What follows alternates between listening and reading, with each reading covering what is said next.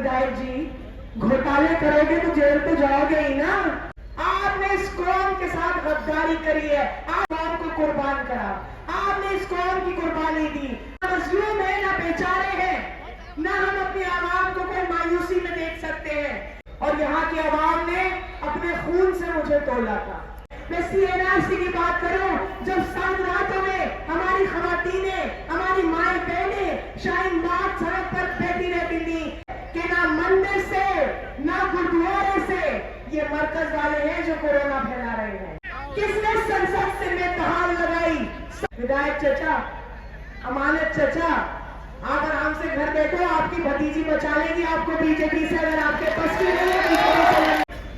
ओखला की जो हालात है वो आपके सामने है, किस तरीके से ओखला हल्के को, ओखला की आवाम को पिछले 10 सालों में लगातार मायूसी का सामना करना पड़ा है, लगातार निगलेक्ट किया गया है, लगातार डेवलपमेंट के नाम पर यहाँ पे कोई भी काम नहीं किया गया है पिछले 10 सालों में। मैं आपसे जमीनी मुद्दों पर बात करूंगी, क्योंकि जब भी इलेक्शन आता है तो ये जितनी पार्टियां हैं, चाहे आम आदमी पार्टी हो, चाहे बीजेपी हो, चाहे MIM हो, ये आपके बीच सिर्फ इलेक्शन में निकल कर आती हैं और आपसे कंट्रोवर्शियल बातें करती हैं, सिंपैथी की बुनियाद पर वोट मांगती है, झोली फैला फैला के वोट मांगती है, अल्लाह का वास्ता देकर वोट मांगती है, डरा धमका के वोट मांगती है। लेकिन जिस दिन रिजल्ट आ जाता है उसके अगले दिन से 5 साल तक हमारा वही परेशानी, हमारा वही रोना रहता है कि मेरी सड़क नहीं बन रही, मेरा सीवर उबल रहा है, मेरे बिजली का मीटर नहीं लग रहा, मेरे घर में पानी नहीं आ रहा, मैं ट्रैफिक से परेशान हूँ, हमारे इलाके में नशाखोरी बहुत हो रही है। इलेक्शन के वक्त हर तरीके का मुद्दा लाया जाता है उठा के, ताकि लोगों का दिमाग डेवलपमेंट के मुद्दे से भटक जाए, लोग विकास के ऊपर बात न करें, लोग जवाबदेही तय न करें कि विधायक जी ने 10 साल में ओखला में क्या काम करके दिए। आंखों में धूल झोंकने का काम करा जाता है, बरगलाने का काम किया जाता है कि दूसरे मुद्दे उठा दो इलेक्शन में, ताकि कोई डेवलपमेंट की बात ही ना हो। शर्म का मुकाम है आज की तारीख में कि 10 साल से सत्ता में बैठे विधायक साहब आज भी आप सबको बीजेपी का डर दिखा दिखा के वोट मांग रहे हैं।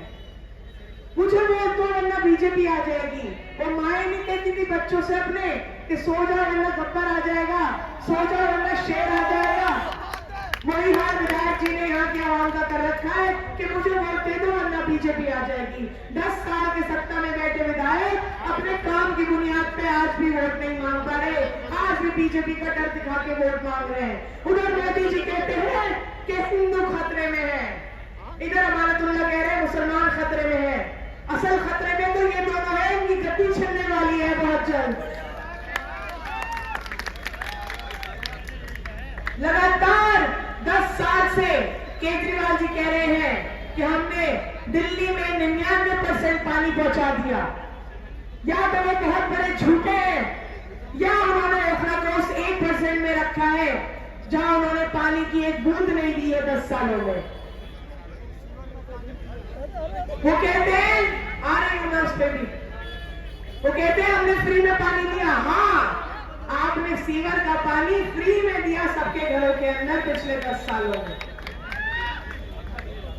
सीवर का सिस्टम पूरे तरह में इलाके में आज से 12 साल पहले शीला दीक्षित जी 450 करोड़ का टेंडर करके गई थी, गफ्फार मंजिल में इनॉग्रेशन करके उसका 450 करोड़ ओखला को देकर गई थी सीवर के लिए, सीवर की लाइनों के लिए।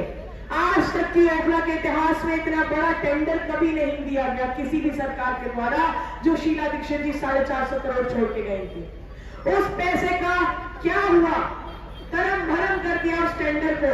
आपके सामने जो आज भी सीवर की लाइनें चल रही हैं, ये उसी टेंडर का काम है जो 12 साल पहले शीला जी देकर गई थी। आज भी वो काम मुकम्मल तो छोड़िए, 10-20% भी शायद वो काम नहीं हुआ है इलाके में। पूरा हाल खराब है। जहां पे 12 इंची के सीवर के पाइप डलने चाहिए, वहां ठेकेदार 6-6 इंची के पाइप डाल रहा है, अपनी जेबों में कमीशन भर रहा है आधा। जहां जीटीए बननी है वहां 8-8 हजार की डिमांड करी जाती है दुकानदारों से और यहाँ के आवाम से कि जो 5,000, 6,000, 8,000 देगा उसकी जीटी बनेगी, वरना वो जीटी नहीं बनेगी। करप्शन का ये आलम है यहाँ पर कि बिजली के मीटर के लिए आवाम इस कदर जूझ रही है। बीएसईएस डिपार्टमेंट जो विधायक जी के अंदर आता है वो 50,000, 1 लाख, 2 लाख रुपए रिश्वत लेकर मीटर लगा रहे हैं। आज भी लोग परेशान है कि उनके घरों में मीटर नहीं लग पा रहे। अभी आप उनकी टेबल पे ले जाके 1 लाख की गड्डी रख दो तो बिना किसी परेशानी के मीटर लग जाएगा। वरना बीएसईएस वाले कहते हैं कि एमसीडी की एनओसी लेकर आओ। मांगते नहीं मांगते एमसीडी की एनओसी, आंखों में धूल झोंकने का काम करते हैं। अनऑथराइज्ड एरिया में एमसीडी एनओसी दे नहीं सकती। लेकिन विधायक जी की जितनी बिल्डिंगें बनी हुई हैं, जितनी बिल्डिंगें विधायक साहब या उनके रिश्तेदारों ने, उनके भाइयों ने, उनके चचेरे भाई, उनके सालों ने, उनके सब रिश्तेदारों ने जितनी बिल्डिंगें बनाई हैं, सब पे बिना एमसीडी की एनओसी के फ्री में मीटर लग गए हैं। लेकिन जूझता कौन है? आप लोग जूझते हैं, आवाम जूझती है। अपने घर में लीगल तरीके से बिजली चलाने के लिए जूझ रही है। लीगल तरीके से मीटर अप्लाई करती है तो वो मीटर के लिए मना करते हैं। फिर वो आपके घर में आके छापा मारते हैं कि ये 2 नंबर की बिजली चला रहे हैं, इसमें चालान लगाओ। 4-4, 5-5 लाख के चालान लगाए जाते हैं। फिर विधायक साहब अपने ऑफिस में चालान को सेटल कराने का कैंप लगाते हैं और कहते हैं कि 5 लाख का चालान 1 लाख में सेटल कर लो। उसमें से 50,000 रुपए विधायक जी की जेब में जाते हैं, 50,000 बीएसईएस की जेब में जाते हैं। ये घोटाला मचा रखा है इन्होंने इलाके के अंदर। आवाम के पैसों को पूरी तरीके से मिसयूज कर रहे हैं। जहां आपको याद होगा मेरे वालिद साहब जब काउंसलर थे या जब एमएलए थे, 2 बार पार्षद रहे, 2 बार विधायक रहे। जब विधायक थे कभी मीटर के लिए रिश्वत नहीं देनी पड़ती थी। जो चाहता था अपना मीटर लगवा लिया करता था फ्री ऑफ कॉस्ट। लेकिन इन 10 सालों में घोटालों का एक नया लेवल सेट कर दिया है विधायक साहब ने। यहाँ पर सड़कें खस्ता हाल में, जैसे कि नाजिया जी ने बताया अभी कि पहाड़ों वाली सड़कें हो रही हैं। उसकी भी वजूहात मैं आपको बता दूं। जब मेरे वालिद साहब विधायक थे तो जब कहीं भी सड़क बनती थी 8-8, 9-9 इंची का माल डलता था। आज ठेकेदार 3 इंची का माल डाल के भाग जाता है। सड़कें उंगलियों से उखड़ रही हैं। महीना भर भी सड़क नहीं चल रही, उसमें गड्ढे हो जा रहे हैं, पानी भर जाता है। जब ये आलम है यहाँ डेवलपमेंट और विकास के नाम पर 10 साल में से पौने 10 साल तो विधायक साहब गायब रहे। ये कहते रहे कि बीजेपी मुझे जेल में डाल रही है, ईडी मुझे परेशान कर रहा है, मुझे जेल में डाला जा रहा है। तो विधायक जी घोटाले करोगे तो जेल तो जाओगे ही ना। जब आप घोटालों पे घोटाले करोगे, आपने कोई कसर नहीं छोड़ी घोटाले करने में। आप पे पैसों के गबन का आरोप है, मनी लॉन्ड्रिंग का आरोप है। आपने वक्फ बोर्ड में घोटाले करे चेयरमैन होते हुए। आपने वक्फ के पैसों का घोटाला करा। आपने वक्फ में जो हकदार थे उनकी भर्तियां रुकवा के अपने चेले चपाटों की भर्तियां करवा दी। आपने वक्फ बोर्ड की 123 प्रॉपर्टियां अपनी जमानत कराने के लिए बीजेपी को बेच दी। 123 प्रॉपर्टियां आपने इस कौम के साथ गद्दारी करी है। आज आप कहते हैं मंच में खड़े होकर कि मैंने कौम की रहनुमाई करी, मैंने कौम के लिए कुर्बानी दी। नहीं, आपने अपने जाती मफाद के लिए इस कौम को कुर्बान करा। आपने इस कौम की कुर्बानी दी। आपने इस वक्त बोर्ड में जो गबन करा, कौम के पैसे का गबन करा, कौम की प्रॉपर्टियों का गबन करा। अफसोस की बात है। और फिर कहते हैं कि बीजेपी मुझे काम नहीं करने देती, एलजी मुझे काम नहीं करने देता।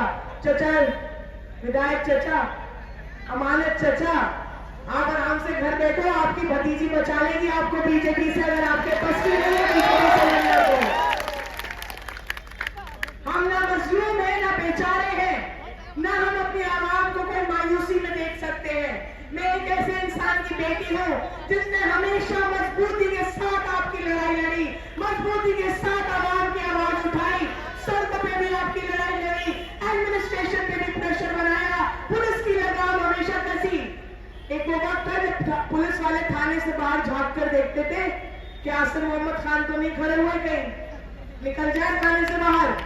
और एक ऐसा वक्त है जब पुलिस वाले विधायक जी को धक्का देके ले जाते हैं। मैं आपकी आवाज भी उसी बुलंदगी के साथ उठाऊंगी। मैं आपके हुकूकों की लड़ाई भी उसी बुलंदगी के साथ लड़ूंगी जैसे मेरे वालिद साहब ने आपकी लड़ाई लड़ी। और मुझे यकीन है कि आपकी मोहब्बतों का कोई मैच नहीं है। 2002 में जब मैं 7 साल की थी, आपको याद होगा मेरे वालिद साहब जेल में थे, काउंसलर का इलेक्शन हुआ था। तब एक प्रथा होती थी, एक रिवाज होता था कि जो नेता है उसको लड्डुओं में तोला जाता था, सिक्कों में या फूलों में तोला जाता था। तब गुजरात में दंगे हुए थे और यहाँ की आवाम ने अपने खून से मुझे तोला था। यहाँ ब्लड डोनेशन ड्राइव लगाई गई थी, अपना खून लोगों ने दिया था। मेरा कुछ 24 किलो वजन था उस वक्त, 30 किलो तक खून पहुंच गया था और फिर वो ब्लड जो है वो गुजरात भेजा गया था वहां के राइट विक्टिम्स के लिए। इस मोहब्बत का कोई मैच ही नहीं है, कोई मेल ही नहीं है। जो ओखला की आवाम ने जो मोहब्बत हमेशा मुझे और मेरे वालिद साहब को जिस मोहब्बत से नवाजा, मैं आज भी आपके बीच उसी मोहब्बत के लिए आई हूं, उसी सपोर्ट के लिए आई हूं जो हमेशा से आपने मेरे वालिद साहब को दिया। मेरे वालिद ने अपनी पूरी जिंदगी ओखला की आवाम को दे दी, अपनी पूरी जिंदगी अपने खून पसीने से ओखला को सींचा। अनगिनत बार जेल गए, कौम की रहनुमाई करने के लिए जेल गए। कभी ये परवाह नहीं करी कि मेरी एक बेटी भी है, मेरी बीवी भी है, उनका क्या होगा। हमेशा ये सोचा कि मेरी कौम मुझे उम्मीद से यहाँ लाई है, मुझे उम्मीद से अपने रहनुमा बनाए हैं, मुझे उनकी आवाज उठानी है, मुझे उनके लिए हक की लड़ाई लड़नी है। आज 10 साल बाद भी तकलीफ का मुकाम है कि केजरीवाल जी, जिनको यहाँ के लोग, यहाँ की आवाम अपना मसीहा समझ बैठे थे, अपना मसीहा बना बैठे थे, आपने देखा पिछले कुछ सालों में लगातार एंटी मुस्लिम आइडियोलॉजी, मुस्लिम विरोधी सोच उनकी सामने आती रही है। मैं सीएनआरसी की बात करूं, जब 7 रातों में हमारी खवातीनें, हमारी माएं बहनें शाहीन बाग सड़क पर बैठी रहती थी, सीएनआरसी का प्रोटेस्ट होता था, उस वक्त पर आप भी वहां होते थे, मैं भी वहां होती थी। लेकिन उस वक्त पर केजरीवाल जी क्या कहते थे कि दिल्ली पुलिस मेरे अंडर कर दो, 1 घंटे के लिए पूरा प्रोटेस्ट उकड़वा के भेज दूंगा। ये सारी खवातीनें जो यहाँ बैठी हैं, बिरयानी के लिए बैठी हैं, 100-100 रुपए लेकर बैठी हैं, इन सबको यहाँ से खाली करा दूंगा। केजरीवाल जी के अल्फाज थे। जब कोरोना हुआ, पूरे मुल्क में महामारी हुई, आपने अपने अजीजों को खो दिया, हमने भी अपने अजीजों को खो दिया। बहुत तकलीफ का मंजर था, हॉस्पिटल्स के बाहर लाशें बिछी रहती थी। ऐसे वक्त पर केजरीवाल जी और सिसोदिया जी टीवी पर आकर ये कहते हैं कि ना मंदिर से ना गुरुद्वारे से ये मरकज वाले हैं जो कोरोना फैला रहे हैं, ये थूक के कोरोना फैला रहे हैं, ये तबलीगी जमात वाले थूक रहे हैं। कोरोना जिहाद, कोविड जिहाद, ये अल्फाज हमारी जमात के लिए इस्तेमाल करे गए। रोज टीवी पे आकर ये बताते थे कि आज दिल्ली में इतने कोविड के केसेस आए, आज मुल्क में इतने कोविड के केसेस आए और आज मरकज वालों ने इतना कोविड फैलाया।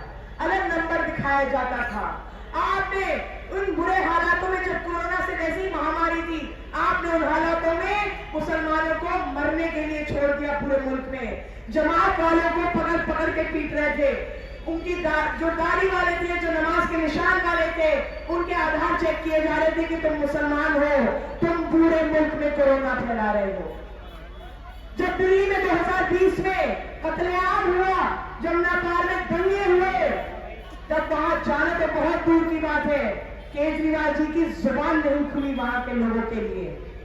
आज तक उन लोगों को मुआवजा नहीं दिया गया है।